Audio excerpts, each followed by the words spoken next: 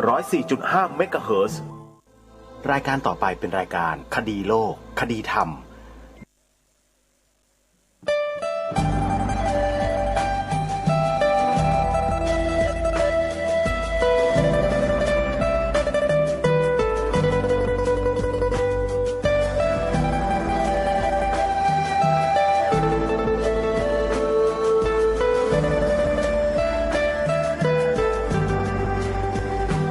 กล้าคิดก็ต้องกล้าท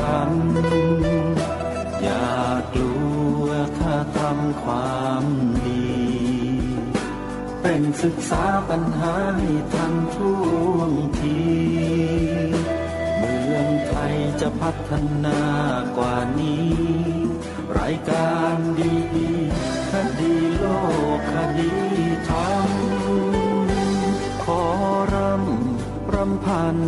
บรรยายความคิดเครื่องหมายแห่งสีทั้งสามงามถนัดขาวคือบริสุทธิ์สีสวัสดิ์หมายพระไตรรัตน์และธรรมะคุ้มจิตไทยแดงคือโลหิตเราใสซึ่งยอมสละได้เพื่อรักษาชาติศาสนาน้ำเงินคือสีโสภาอันจอมประชาถ้าโปรดเป็นของส่วนองค์จับริ้วเข้าเป็นไตรรงค์จึงเป็นสีธงที่รักแห่งเราชาวไทยทหารอวตารนำไปยงยุทธวิชัยวิชิตก็ชูเกียรติสยามประเทศไทยที่เจริญมั่นคงมาได้จนถึงทุกวันนี้มิได้เกิดขึ้นจากความหวาดกลัวอย่างพลาดเขลาแต่บรรพบุรุษไทยของเราทุกยุคทุกสมัยล้วนแต่มีความกล้าหาญและชาญฉลาดปกป้องเอกราชสร้างชาติให้เกิดความมั่นคงโดยมีธงแห่งพระไตรรัตน์เป็นเครื่องนำชัยจึงเป็นที่มาที่ไปของรายการคดีโลกคดีธรรมกล้าคิดก็ต้องกล้าทำอย่ากลัวถ้าทำความดีเร่งศึกษาปัญหาให้ทันท่วงทีเมืองไทยจะพัฒนากว่านี้รายการดีๆคดีโลกคดีธรรมรายการดีๆคดีโลกคดีธรรม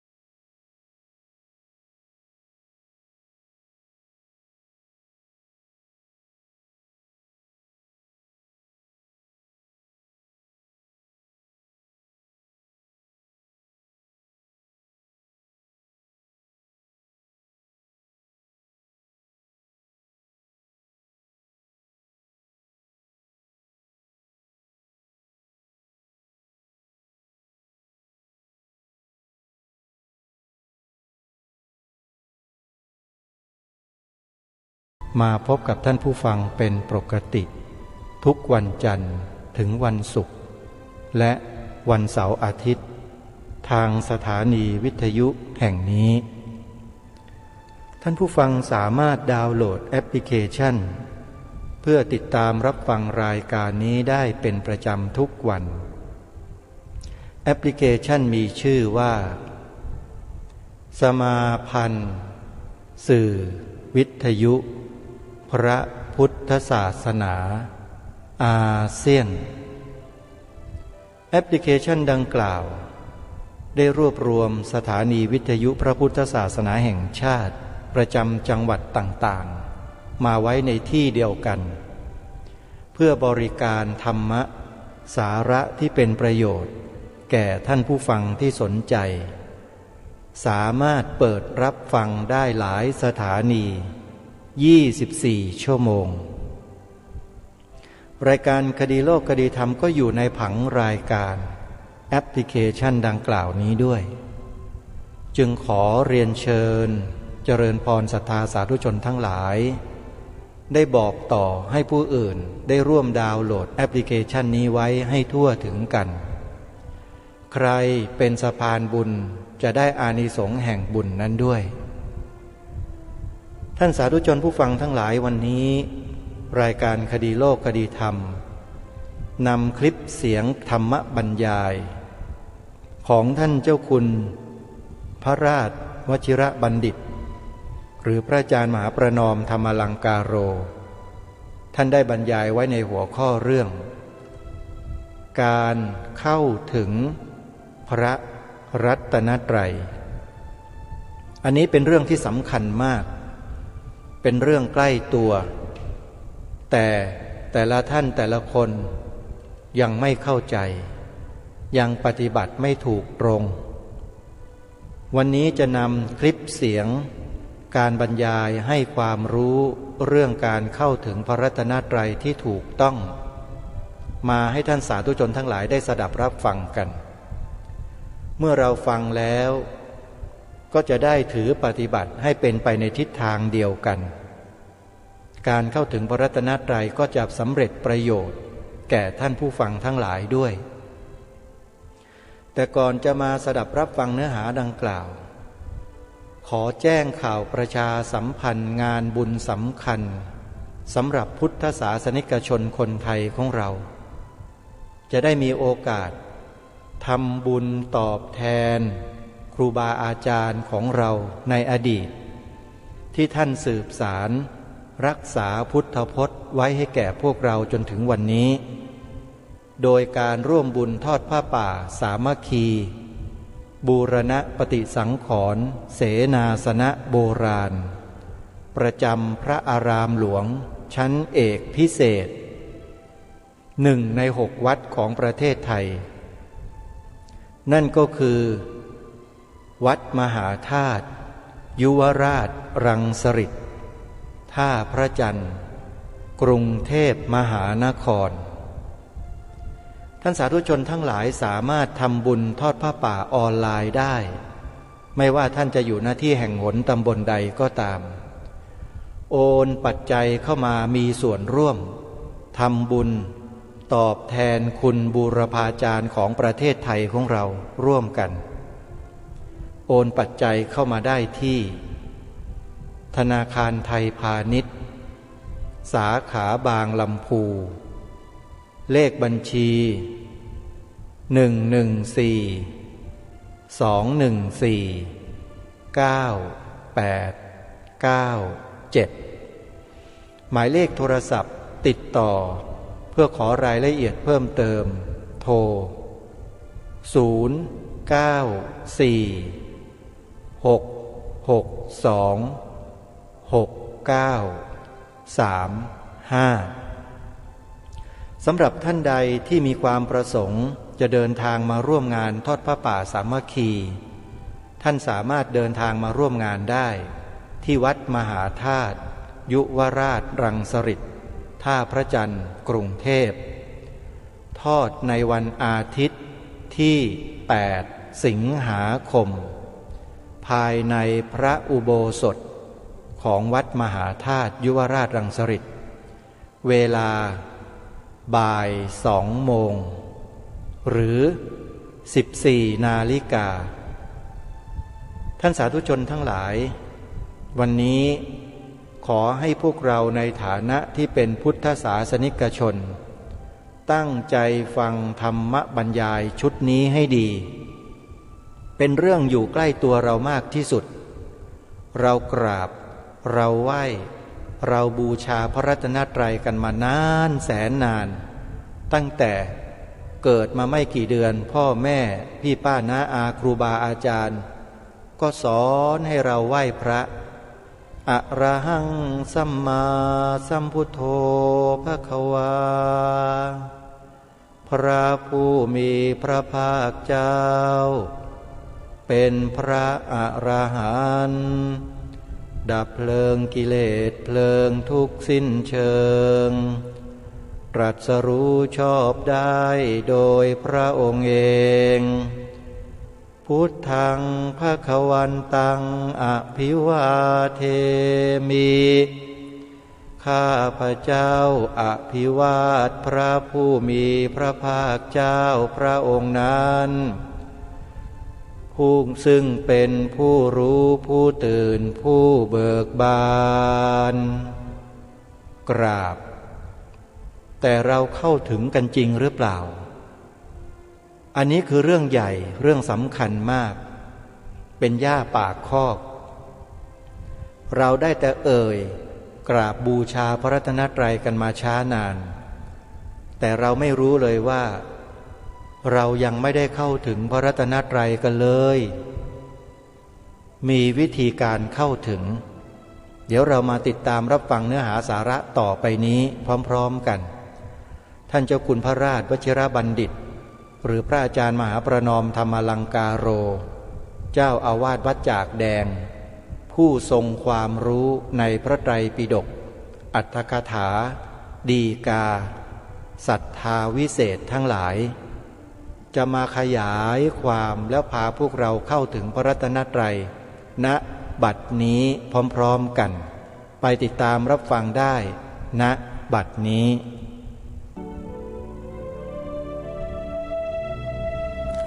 ขอเจริญสุขเจริญพรญาติโยมโยคีทุกท่านนะตอนนี้ใช้คำว่าโยคีเนาะนะตำแหน่งก็เก็บไว้ก่อนเป็นโยคีทั้งหมดแล้วก็ขอเจริญสุขเจริญพรญาติโยมโยคีที่สนใจฝ่ายธรรมประพฤติปฏิบัติธรรมทุกท่านโดยเฉพาะวันนี้เป็นโอกาสทองของชีวิตที่บอกว่าเป็นโอกาสทองเนี่ยเราอยู่ที่ทำงานเราก็ได้ทำงานเพื่อแผ่นดินเพื่อประเทศชาติเพื่อพระศาสนาเพื่อหลายๆเพื่อแต่วันนี้ทุกท่านได้มานั่งตรงนี้การทำงานทางกายทางวาจาทางใจตอนนี้กำลังทำเพื่อใครเราจะบอกว่าถวายเป็นพระราชกุศลนั่นเป็นการที่น้อมกุศลแต่จริงๆแล้วทุกท่านได้มาที่นี่เพื่อตัวทุกท่านเองที่มานั่งตรงนี้ไม่ใช่เพื่อใครนะเพื่อตัวข้าพเจ้าเองหลังจากข้าพเจ้าได้บุญได้กุศลแล้วจะน้อมบุญกุศลนี้ถวายเป็นพระราชกุศลแด่พระองค์ท่านเป็นลำดับสืบต่อไปเพราะฉะนั้นช่วงนี้ถือว่าเป็นโอกาสทองของทุกท่านได้มีโอกาสอยู่กับเนื้ออยู่กับตัวไม่ต้องคิดอะไรมากเนาะไม่ต้องคิดอะไรมากปล่อยความคิดนะหยุดความคิดไปทุกอย่างตอนนี้อยู่กับเนื้อกับตัวแล้วโดยเฉพาะวันนี้ถือว่าทำให้ทุกคนให้เวลากับทุกคนให้มามากแล้ววันนี้ให้เวลากับตัวเองอยู่กับรูปอยู่กับนามอยู่กับกายอยู่กับใจเพราะนั้นก็ขอให้จิตใจของทุกท่านอยู่กับเนื้อกับตัวตัดปริโภทบ้านตัดปริโภทที่ทำงานตัดปริโภทเรื่องห่วงใยข้างนอกปริโภทคือความห่วงใยสิ่งต่างๆตัดออกหมดเอาใจมาอยู่กับเนื้อกับตัวสิ่งแรกที่ต้องทำคือทำแค่นี้แหละนะหลังจากนั้นทุกอย่างทุกท่านก็จะได้เห็นสิ่งที่เอาใจมาอยู่กับเนื้อกับตัวแล้วได้อะไรบ้างนะแล้วก็จะเริ่มเห็นเพราะฉะนั้นวันนี้หัวข้อที่จะได้น้อมนำมาบรรยายก็คือการเข้าถึงไตรสรณคมแต่ไตรสรณคมเนี่ยมันเป็นข้อปลีกย่อยในวิธีการของการปฏิบัติธรรมปฏิบัติ แปลว่าอะไรและมีกี่ขั้นตอนมีวิธีการอย่างไรนะปฏิบัติสิ่งแรกที่ทุกท่านเคยมีความรู้สึกปฏิบัติคือเดินจงกรมนั่งสมาธิถ้าไปเดินจงกรมนั่งสมาธินั่นคือการปฏิบัตินั่นคือความรู้ความเข้าใจเดิมๆวันนี้จะเพิ่มความรู้ความเข้าใจใหม่ๆเพิ่มขึ้นปฏิบัติแปลว่าการเดินทางความหมายที่หนึ่งการเดินทางความหมายที่สองการถึงความหมายที่สามการรู้ความหมายที่สี่การดำเนินชีวิตความหมายที่ห้าการบรรลุปฏิบัติไม่ใช่ภาษาไทยเป็นภาษาบาลีจับแยกชิ้นส่วนปฏิอุปสรรคปทะธาตุติปัจจัยปฏิปทะติปฏิเป็นอุปสรรคปทะคติมหิในการไปธาตุใดมีอาจว่าไปธาตุนั้นมีอาจว่าถึงมีอาจว่ารู้มีอาจว่าบรรลุมีอาจว่าดำเนินชีวิตเพราะนั้นปฏิปัติเนี่ยแปลตามศัพท์แปลว่าการเดินทางไปเฉพาะเดินไปไหนเดินไปพระนิพพานถ้ายังไม่ถึงพระนิพพานล่ะสุขติภูมิ7มนุษย์สมบัติสวรรค์สมบัติรออยู่ถ้าเลยเดินเลยไปกว่านั้นล่ะพรหมสมบัติไปอยู่พรหมโลกถ้าเดินถึงจุดหมายปลายทางล่ะนิพพานสมบัติรออยู่เพราะนั้นปฏิบัติแปลว่าการเดินทางมีเส้นทางให้เดินไหมมีทางสายกลางกลางระหว่างอะไรกลางระหว่างโลภกับโกรธเมื่อเจออารมณ์ที่ถูกใจอย่าโลภเมื่อเจออารมณ์ที่ไม่ถูกใจอย่าโกรธมีสติคือไม่หลงเมื่อเจอสิ่งที่ถูกอกถูกใจอย่าโลภอย่าอยากได้เมื่อเจอสิ่งที่ไม่ถูกอกไม่ถูกใจอย่าโมโห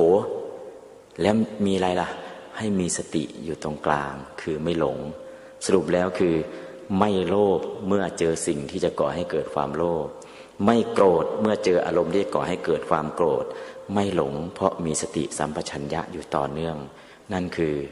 ทางสายกลางไม่ยากเลยเห็นอะไรสวยๆอย่าอยากได้โอ้เป็นบุญตาของเราแค่นี้พออุ้ยสวยจังอยากได้ถ้าอยากได้โลภะเอาไปกินแล้วโอ้เป็นบุญตาของเราได้เห็นสิ่งสวยๆถ้าเห็นอะไรที่ไม่สวยล่ะเห็นขยะเห็นกองขี้หมาอย่าโกรธโอ้อกุศลวิบากส่งผลทางตาทำให้เราเห็นสิ่งที่ไม่ดีแค่นี้จบแต่ถ้ามากกว่านี้ล่ะสิ่งที่เห็นมันก็เป็นเพียงแค่รูปธรรมผู้เห็นคือจิตที่เกิดทางตาเป็นเพียงแค่นามธรรมและทำยังไงล่ะเห็นหนอเห็นหนอสิ่งที่ถูกเห็นเป็นรูปผู้เห็นเป็นนามทั้งรูปทั้งนามไม่เที่ยงเป็นทุกข์เป็นอนัตตานั่นคือการวางใจเพื่อพัฒนากระบวนการทำให้จิตเราสูงขึ้นสูงขึ้นสูงขึ้นตามลำดับเพราะนั้นปฏิบัติแปลว่าการเดินทางทางเดินมี7ทาง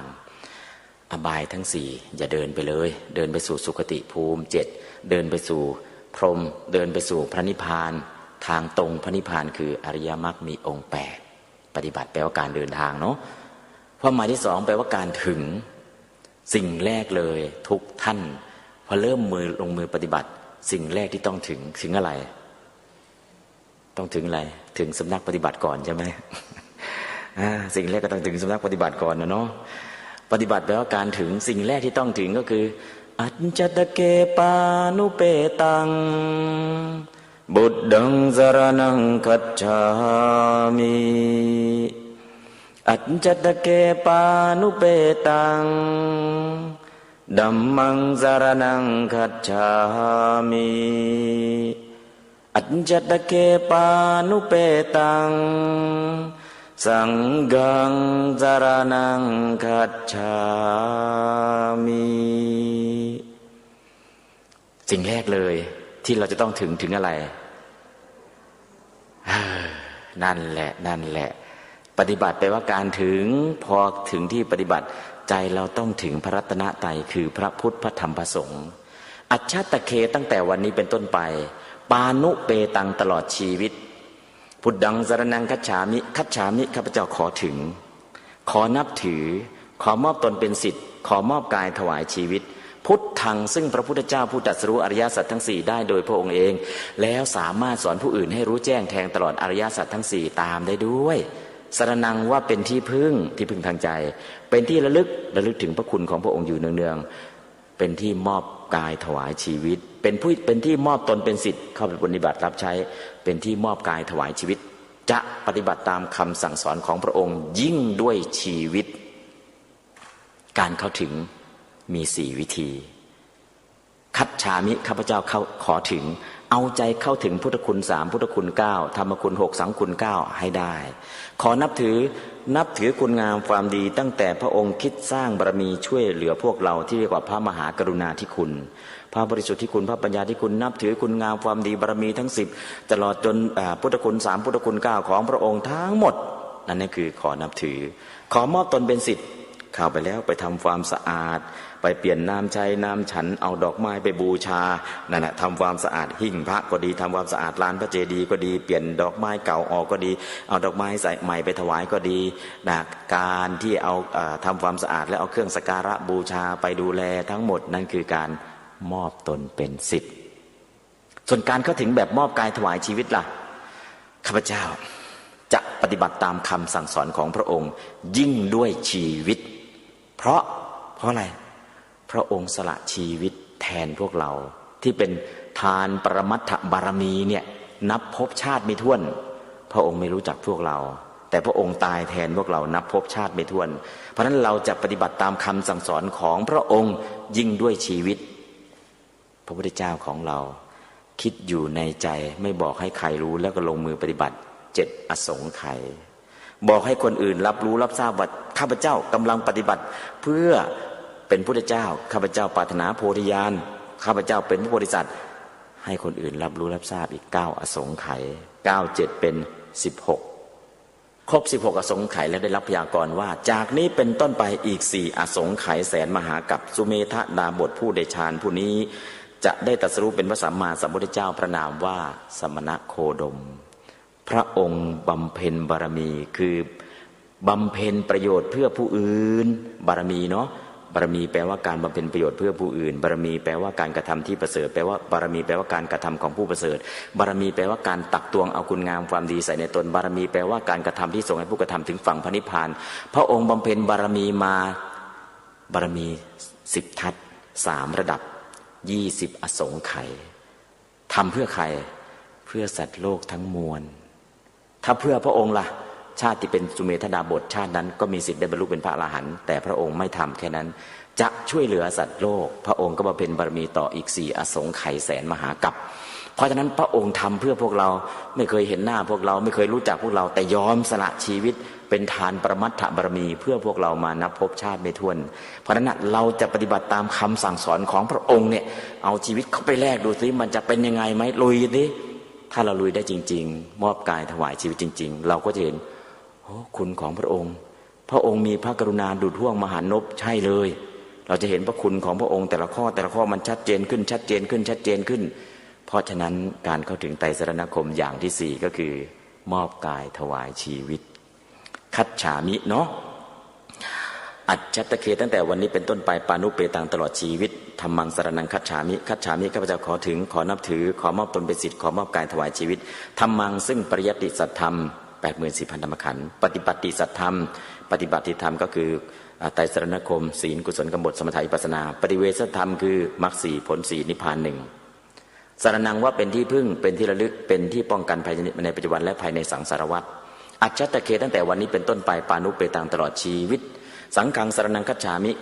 ข้าพเจ้าขอถึงขอนับถือขอมอบตนเป็นศิษย์ขอมอบกายถวายชีวิตสังฆังซึ่งสมมุติสงฆ์และพระอริยสงฆ์ผู้เบียดเบียนกิเลสสรณังว่าเป็นที่พึ่งเป็นที่ระลึกเป็นที่ป้องกันภายในปัจจุบันและภายในสังสารวัฏ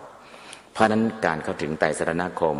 เป็นความหมายที่2ของการปฏิบัติความหมายแรกปฏิบัติแปลว่าการเดินทางเดินไปสู่พระนิพพานด้วยเส้นทางสายกลางความหมายที่2ปฏิบัติแปลว่าการถึงสิ่งแรกที่ต้องถึงคือถึงไตรสรณคมนะเข้าถึงไตรสรณคมให้ได้ความหมายที่3ปฏิบัติแปลว่าการรู้อะไรรู้จักตัวเรามีความจริง2 ภาคความจริงภาคสมมุตินั่งอยู่ที่บ้านนั่งอยู่กับพ่อกับแม่เราเป็นลูกพอนั่งอยู่กับลูกเรากลายเป็นพ่อแม่นั่งอยู่กับสามีเป็นภรรยานั่งอยู่กับภรรยากลายเป็นสามี นั่งอยู่กับพระเป็นโยมนั่งอยู่ต่อหน้าหมอเป็นคนป่วยนั่งอยู่ต่อหน้าตำรวจเป็นผู้ต้องหาพอนั่งอยู่ตรงนี้เป็นอะไรเป็นโยคีอันนั้นคือภาคจริงตามสมมุติภาคจริงตามสมมุติต้องรู้จักว่าเราตอนนี้เขาสมมุติให้เราเป็นอะไรเมื่อเขาสมมุติให้เป็นอะไรต้องเล่นบทบาทให้สมจริงเล่นเป็นไหมถ้าเล่นไม่เป็นกลับไปดูเจ้า เจ้าเขาเล่นบทบาทตามสมมุติเป็นถ้าเป็นพ่อแม่นะหน้าที่ของพ่อแม่5อย่างที่ควรปฏิบัติต่อลูกถ้าเราเป็นลูกล่ะหน้าที่ของลูก5อย่างที่ควรปฏิบัติต่อพ่อแม่ถ้าเป็นโยมล่ะหน้าที่ของโยม5อย่างที่ควรปฏิบัติต่อพระถ้าเป็นพระล่ะหน้าที่ของพระ5อย่างที่ควรปฏิบัติต่อโยมคือเราอยู่ตำแหน่งไหนเล่นบทบาทรู้จักความจริงตามสมมุติแล้วเล่นให้สมบทบาทอันนั้นคือภาคจริงตามสมมุติพอเล่นสมบทบาทในภาคจริงตามสมมุติแล้วเป็นบุคคลที่ไม่บกพร่องต่อหน้าที่เป็นบุคคลที่บอกไม่มีหน้าที่บกพร่องเลยนี่เล่นบทบาทจริงตามสมมุติได้ชัดเจนณปัจจุบันสังคมมีปัญหาเพราะแค่ภาคจริงตามสมมุติเราก็เล่นบทบาทไม่สมเล่นบทบาทไม่สมทำไมเล่นบทบาทไม่สมไม่รู้จักบทบาทว่าเราต้องเล่นอะไรบ้างเอาแค่พ่อแม่ต้องทำอะไรบ้างกับลูกพอลูกร้องโยน iPad ให้หายร้องแล้ว ตอนนี้ลูกเมื่อก่อนเลี้ยงด้วยทีวีเนาะตอนนี้เลี้ยงด้วย iPhone iPad นะ iPhone iPad ก็เลี้ยงลูกด้วยอย่างนี้แหละแต่จริงๆการเลี้ยงลูกจะเลี้ยงยังไงเรากลับลืมหน้าที่พอลืมหน้าที่เกิดอะไรขึ้นก็พ่อแม่เบียดเบียนลูกเพราะฉะนั้นหน้าที่ของเราคืออะไรแล้วหน้าที่เหล่านี้เราจะไปหาอ่านได้ที่ไหนโน้ในธรรมะหลักสูตรนักธรรมชั้นตรีเรียกว่าขิหิปฏิบัติถ้าไปเปิดพระไตรปิฎกจะมีพระสูตรหนึ่งชื่อว่าสิงคาโลวาทสูตรสิงคาโลวาทสูตรเป็นพระสูตรที่ให้โอวาทแก่พราหมณ์ชื่อว่าสิงคาละนะฮะถ้าเธอจะไหว้ทิศทั้ง6เนี่ยคือไหว้อย่างไรพระเจ้าก็แนะวิธีการไหว้ทิศทั้ง6คือทำหน้าที่ของตนเองให้สมบูรณ์การทำหน้าที่ของตนเองให้สมบูรณ์นั่นแหละคือการไหว้ทิศทั้ง6หรือเป็นศีลที่เป็นอภิสมาจาริกศีลที่เป็นวัฒนธรรมประเพณีเพราะนั้นภาคจริงตามสมมุติขอให้ทุกท่านรู้ความจริงตามสมมุติว่าตอนนี้เป็นอะไรแล้วเล่นในสมบทบาทตอนนี้เป็นโยคีแล้วตอนนี้เป็นโยคีความจริงตอนนี้ท่านเป็นโยคีแล้วยศตำแหน่งไม่ต้องเอามาพูดแล้วเนาะเป็นโยคีหน้าที่ของโยคีคืออะไรหน้าที่ของโยคีคืออะไรหนึ่งเ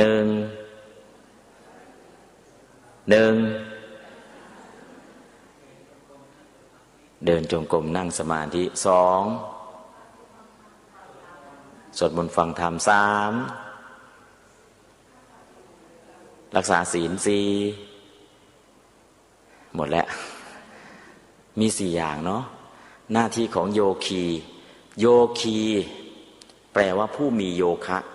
คือความเพียร4ประการโยคีแปลว่าผู้มีโยคะคือความเพียร4ประการ1เพียรเอาโลภโกรธหลงเอากิเลสต่างๆออกจากใจเอาโลภเอาโกรธเอาหลงเอาออกด้วยอะไรล่ะถ้าเอาออกทางกายกับวาจาเอาออกด้วยศีลถ้าเอาออกจากใจเอาออกด้วยสมาธิและปัญญาเพียรเอาโลภโกรธหลงหรือว่ากิเลสหรือความไม่ดีทางใจเนี่ยเพียรเอาออกไปสิ่งแรกทำไมต้องรักษาศีลเพราะต้องเอาวีติกมกิเลสที่ไปล่วงละเมิดผู้อื่นเนี่ยออกไปจากกายและวาจาทำไมต้องมาสวดมนต์นั่งสมาธิเพราะต้องเอาปริยุทธฐานกิเลสที่ขุ่นในใจออกจากใจของเราทำไมต้องเจริญวิปัสสนาเพราะต้องการเอาอนุสัยกิเลสที่แอบอาศัยที่นอนเนื่องอยู่ในขันธสันดานออกจากใจของเราเพราะนั้นจึงจะเป็นต้องศีลสมาธิปัญญาเพราะนั้นโยคีแปลว่าผู้มีโยคะคือความเพียรเอาโลภโกรธหลงหรือวีติกมกิเลสปริยุทธฐานกิเลสอนุสัยกิเลสทั้ง3ประเภทนี้เอาออกไปนั่นคือหน้าที่แรกหน้าที่ที่2เพียรระวังไม่ให้โลภโกรธหลงหรือวีติกมกิเลสปริยุทธฐานกิเลสอนุสัยกิเลสกลับมาเกิดใหม่ตอนแรกเพียรเอาออก2เพียรระวังไม่ให้เกิด3เพียรให้กุศลเกิดขึ้นกุศลที่เป็นมหากุศลมหคตกุศลมรรคกุศลมหากุศลตั้งแต่ให้ทานรักษาศีลมหคตกุศลสมาธิในสมถะมรรคกุศลคือเจริญวิปัสสนาตามมรรคมีองค์8 เพียรให้กุศลทั้งมหากุศลมหากตกุศลและมรรคกุศลเกิดขึ้นในใจความเพียรที่3ความเพียรที่4เพียรพยายามให้กุศลที่มันเกิดขึ้นแล้วเจริญขึ้นตามลำดับจนมรรคมีองค์8เกิดเป็นมรรคสมังคี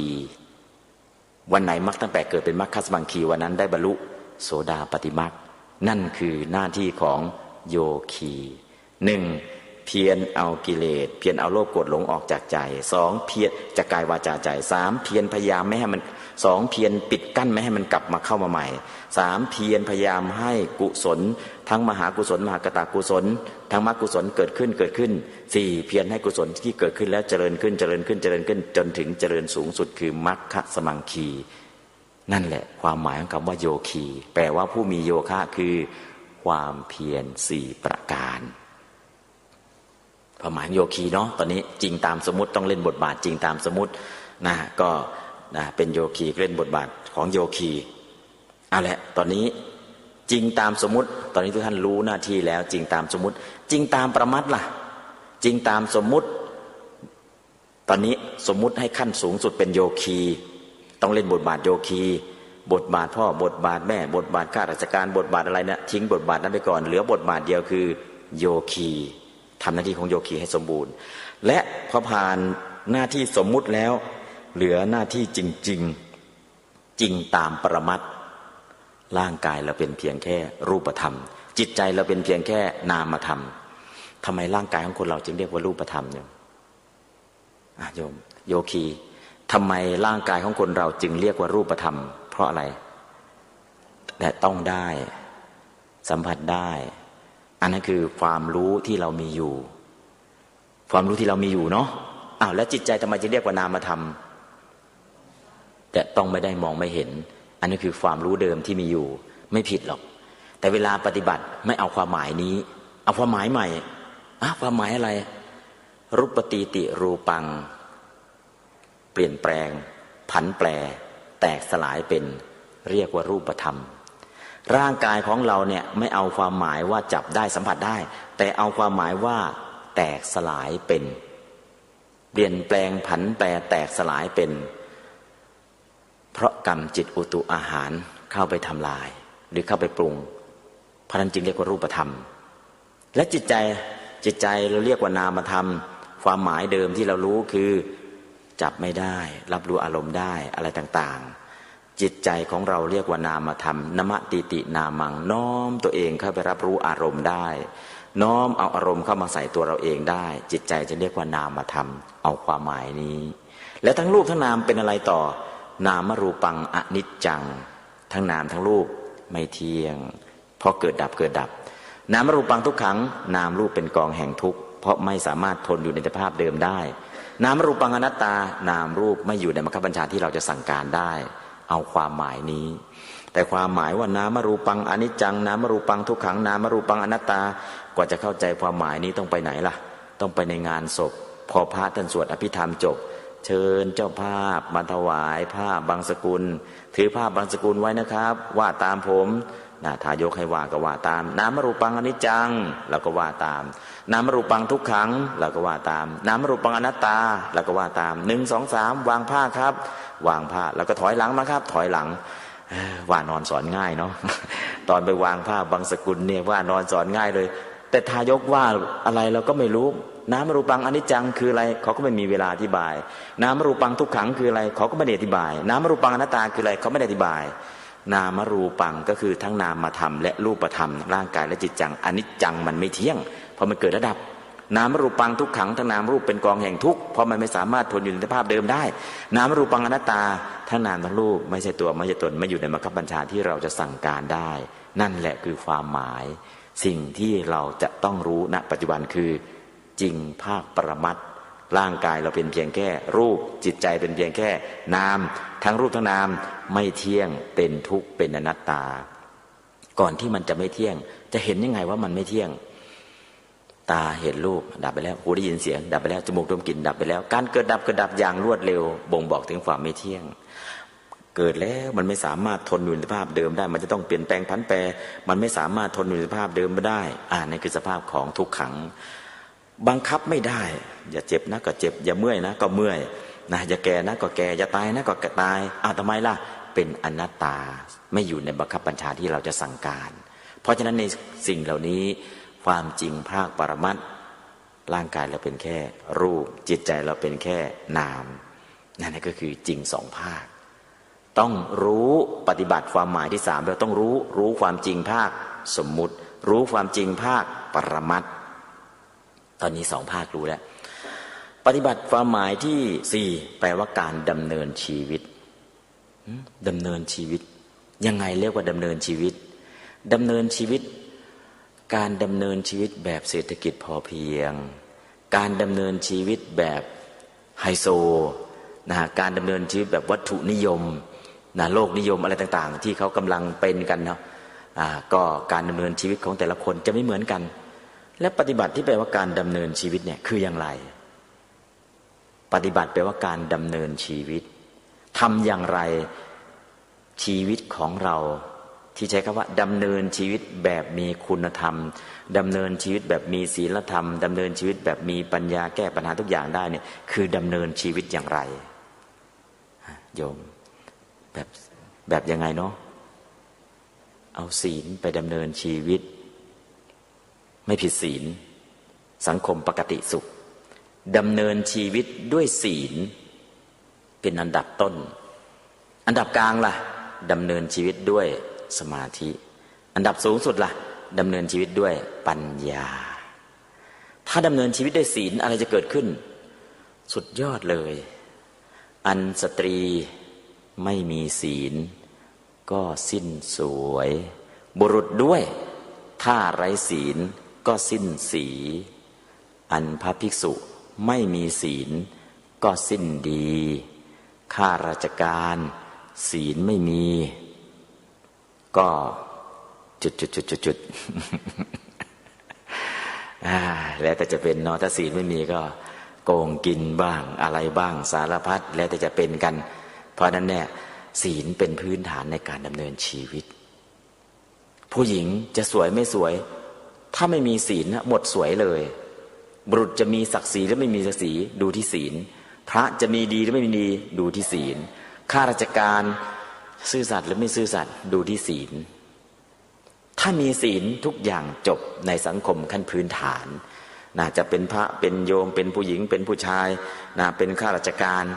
พื้นฐานในการดำเนินชีวิตต้องเอาศีลไปดำเนินชีวิตทำไมล่ะทุกท่านเป็นคนมีบุญอะไรได้เกิดเป็นคนโยมทำบุญอะไรได้เกิดเป็นคนโยมทำบุญอะไรได้เกิดเป็นคนทำบุญอะไรได้เกิดเป็นคนศีลสาธุถวายทาน100 ล้านไม่มีสิทธิ์ได้เกิดเป็นคนนะบุญที่ทำให้เกิดเป็นคนคือบุญจากการรักษาศีลเพราะฉะนั้นบอกคนนั้นเขาหมดบุญแล้วหมดบุญแปลว่าอะไรโยมตายก็เมื่อวานเห็นใส่บาตรถ้ามาบอกหมดบุญทำไมตายไปล่ะบุญจากการรักษาศีลเขาหมดแล้วสิ้นบุญแล้วหมดบุญแล้วอายุขยะมรณะตายเพราะสิ้นอายุกรรมขยะมรณะตายเพราะสิ้นกรรมอุปยัคขยะมรณะทั้งสิ้นอายุและสิ้นกรรมอุปเฉทกกรรมมุนาตายเพราะกรรมเข้าไปตัดรอนเพราะนั้นการตายมี4 ชนิดเพราะนั้นบอกโอ้ยคนนั้นเขาสิ้นบุญแล้วนะหมดบุญแล้วก็ยังเห็นเขาใส่บาตรอยู่ทุกวันเขาสวดมนต์อยู่ทุกวันนะทำไมเขาหมดบุญเร็วจังก็บุญเขาทำเพิ่มทุกวันมันไม่เพิ่มหรือบุญจากการรักษาศีลเขาหมดแล้วบุญเก่าจากการรักษาศีลหมดแล้วเพราะฉะนั้นหมดบุญก็คือตายทุกท่านที่นั่งอยู่ตรงนี้มีบุญเก่าคือศีล 5จึงได้เกิดเป็นมนุษย์ถ้าศีล 5ไม่รักษาล่ะชีวิตล้มละลายชาติต่อไปหมดสิทธิ์ไม่ได้เกิดเป็นคนจะไปไหนถ้าไม่ได้เกิดเป็นคนล่ะ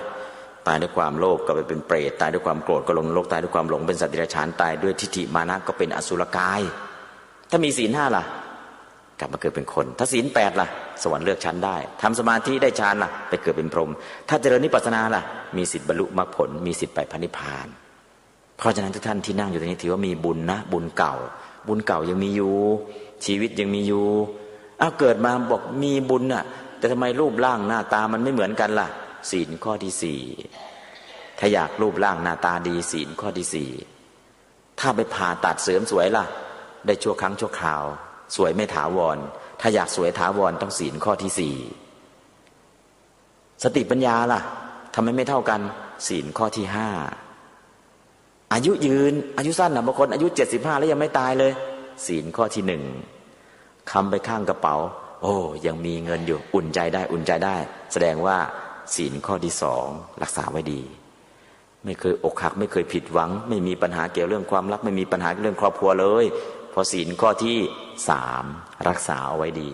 เพราะฉะนั้นชีวิตของเราเนี่ยสมหวังผิดหวังอายุยืนอายุสั้นรูปร่างสมใจไม่สมใจมาจากไหน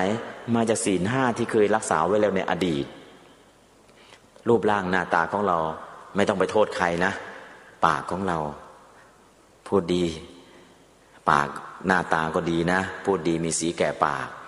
นะเพราะนั้นก็คือปากของเรามีความสำคัญมากมรรคมีองค์8ปฏิบัติตามมรรคมีองค์8เริ่มที่ไหนเริ่มที่ปากสัมมาวาจาการกล่าววาจาชอบไม่พูดเท็จไม่พูดส่อเสียดไม่พูดคำหยาบไม่พูดเพ้อเจ้อมรรคมีองค์8เนี่ยเริ่มรักษาศีลเริ่มลงมือปฏิบัติมรรคที่ปาก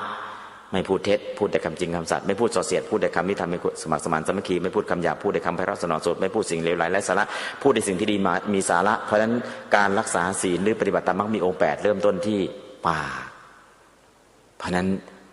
รูปร่างหน้าตาหรือความน่าเชื่อถือมาจากศีลข้อที่4สติปัญญามาจากศีลข้อที่5แล้วก็อายุยืนอายุสั้นป่วยเป็นโรคโน้นโรคนี้ก็มาจากศีลข้อที่1บอกเงินก็หาได้เยอะบัญชีครัวเรือนก็ทำแต่เงินไม่มีเก็บเลยเกิดอะไรขึ้นศีลข้อที่2รักษาไว้ไม่ดีตอนนี้คนไทยที่มีเงินเก็บไปจนถึงวันสุดท้ายของชีวิตเนี่ยตอนนี้ทั้งประเทศเนี่ย 8.5% ของประชากรที่หลังจากเกษียณแล้วไม่ต้องหาเงินคือหลังจากเกษียณแล้วเนี่ยมีเงินใช้ไปถึงวันสุดท้ายของชีวิตมีแค่ 8.5 เท่านั้นที่เหลือล่ะยังต้องทำงานยังต้องหาเงินยังต้องทำงานยังต้องหาเงินทำไมต้องทำถึงขนาดนั้นทำไมไม่เก็บไม่เป็นทำไมไม่เป็นล่ะบัญชีครัวเรือนทำไม่เป็นหรือทำเป็นอะแต่มันทำไงแล้วมันก็เอาไม่อยู่ เอาไม่อยู่นะอย่างเมื่อคืนบอกโอ้ยไม่น่าเลยไม่น่าอะไรโยมสเปนมันน่าจะชนะนะอ้าวเกี่ยวอะไรกันพอสเปนแพ้มันก็กระเป๋ามันก็แฟบไปอีกแล้วนะก็กล่าวว่าสเปนจะชนะสเปนมันดันแพ้อีกอ้าวก็เอาเนี่ยก็คือเราคิดคือจริงๆแล้วเนี่ยศีลข้อที่2ศีลข้อที่2ที่เรารักษาไว้ไม่ดีเงินหาได้มาเท่าไหร่มันก็จะหายหมดบัญชีครัวเรือนก็ทำไปเถอะถ้าศีลข้อที่2รักษาไว้ไม่ดีมันไม่เหลือคือถ้าเราสั่งให้ไปมันจึงไปแสดงว่าศีลข้อที่2รักษาไว้ดีเพราะฉะนั้นช่วยกันรักษาศีลข้อที่2ถ้าทุกคนรักษาศีลข้อที่2จะมีเงินทอนไหมไม่มี อย่ามาทอนนะทีนี้ไม่มีทอนให้นะก็เพราะฉะนั้นในส่วนตรงนี้ศีลข้อที่2เนี่ยจะช่วยให้ประเทศชาติสงบสุขศีล5ข้อทำไมรัฐบาลต้องเปลี่ยนบ่อยทำไมต้องมีรัฐประหารบ่อยก็บอกตรงๆว่าศีลข้อที่2ไม่ค่อยจะรักษากันถ้าศีลข้อที่2รักษาจะมีปฏิวัติไหมก็ไม่มีหรือปฏิวัติเสร็จแล้วก็ยังมีเงินทอนอีกจะต้องมีไหมก็ไม่ต้องมีแต่เนื่องจากว่าการรักษาศีลข้อที่2เราไม่เห็นโทษจริงๆนะเราไปโกงเอามาใช้ได้เนี่ยใช้ได้ชาติเดียวแต่เราจะต้องชดใช้อีกกี่ชาติล่ะหลายหมื่นชาติที่ไหนบอกว่าหลายหมื่นชาติพระโพธิสัตว์ชาติที่ก่อนจะเป็นเตมีใบพระเตมีใบชาติก่อนเนี่ยเป็นนักปกครองประเทศแล้วก็สั่งการประหารนักโทษจนคนไม่ดีไม่เหลือในสังคมเกลี้ยงเลยมีแต่คนดีเหลือแต่คนดีนักโทษถูกประหารหมดบ้านเมืองสงบสุขไม่มีใครทำชั่วเลยเพราะนักโทษก็ประหารหมดแล้วแต่หลังจากนั้นพระองค์ครองราชอยู่20 ปีพอสิ้นจากชาตินั้นพระองค์ลงนรกอีก 60,000 ปี20 ปีกับ 60,000 ปีคุ้มกันไหมคุ้มไหมโยมคุ้มไหมแต่ตอนนี้แค่4 ปีกับ 60,000 ปีจะแลกกัน เนาะอันนั้นก็พระเตมีใบ้ทำไมไม่อยากเป็นกษัตริย์เข็ดแล้วชาติก่อนจะเป็นเตมีใบ้ลงนรกชาติก่อนลงนรกไปไหนล่ะ เนี่ยมีอำนาจแค่20 ปีสั่งประหารนักโทษไปแล้วก็บ้านเมืองสงบสุขจริงๆเลยทุกคนรักใคร่แต่กุศลาก็ทำมาอกุศลาก็ทำมาพอถึงอัพยากตาก็นั่นแหละผลของกรรมที่สั่งประหารก็พระองค์ก็ต้องลงนรกผลดีก็ทำให้พระองค์เกิดภายใต้เสวตฉัตรอีกก็เลยไม่อยากปกครองก็เลยแกล้งใบ้แกล้งเปรี้ยเป็นที่มาที่ไปของพระเตมีใบ้นั่นแหละโยมพระศีลข้อที่2เนี่ยสำคัญเนาะเมื่อสำคัญเสร็จแล้วเนี่ยอย่าเห็นแก่ชาติเดียวอย่าเห็นแก่สั้นจงเห็นแก่ยาวอย่าเห็นแก่ชาตินี้จงเห็นแก่สังสารวัฏอันยาวนานอีกหลายภพชาติเราไม่ได้เกิดชาติเดียวนะฮะเพราะนั้นก็คือถ้าเรารักษาศีลข้อที่2เอาไว้ดีบริหารดีเงินมันก็พอใช้แต่ถ้าศีลข้อที่2ก็ไม่รักษาใช้จ่ายก็ฟุ่มเฟือยสุดท้ายได้ใช้จ่ายในมนุษย์อย่างสะดวกสบายก็20-30 ปีแหละแต่ต้องลงนรกไปเป็นเปรตอีก 60,000 ปีลงนรกอีก 60,000 ปีกว่าจะได้กลับมาเกิดเป็นคนก็ยากจนแสนเข็ญทำไมต้องยากจนขนาดนี้อ๋อเศษกรรมจากการผิดศีลข้อที่2เพราะฉะนั้นศีลข้อที่2ก็ช่วยกันรักษาเนาะศีลข้อที่3ก็ที่สำคัญศีลข้อที่3อาตมาก็อยากจะฝากด้วยเมื่อปี 2520 คนไทยแต่งงานกันหย่าร้าง100 คู่4 คู่เท่านั้นแต่ณปัจจุบันปีที่ผ่านมาแต่งกัน 310,000 คู่หย่าร้างกัน 110,000 คู่เกิดอะไรขึ้น1 ใน 3ผิดศีลข้อที่3ทำยังไงไม่ให้ผิดล่ะสิ่งแรกเลยฝึกเข้ากรรมฐานบ่อยๆสิ่งต่อมาจะแต่งงานต้องนิมนต์พระไปเทศน์ให้รู้จักหน้าที่สามี5 อย่างหน้าที่ภรรยา5 อย่างเรือน3 น้ำ 4ไฟในจะนำออกไฟนอกจะนำเข้ากรรมฐานก็คือมากรรมฐานก็ได้ฝึกศีลสมาธิปัญญาแล้วก็หลังจากนั้นฟังเทศน์บ่อยๆก็ทำให้มีการยับยั้งชั่งใจเมื่อมีกรรมฐานมีการฟังเทศน์อยู่บ่อยๆศีลข้อที่3ก็จะผิดน้อยลงเมื่อผิด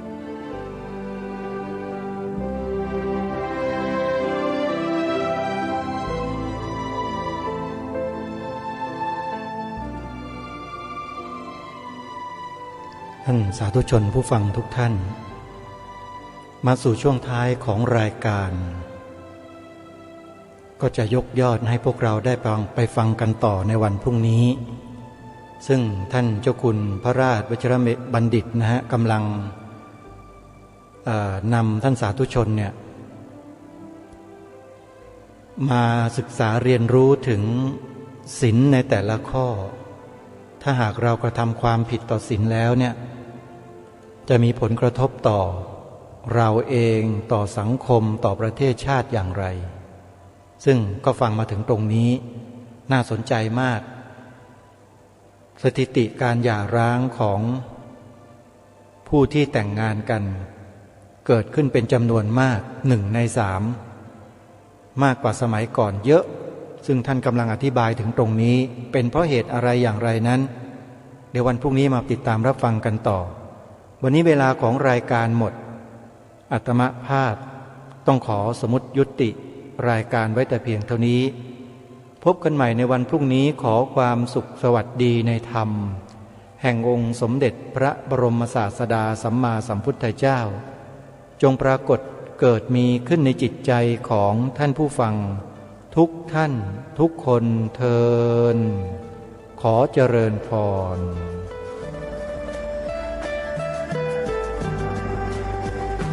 กล้าคิดก็ต้อง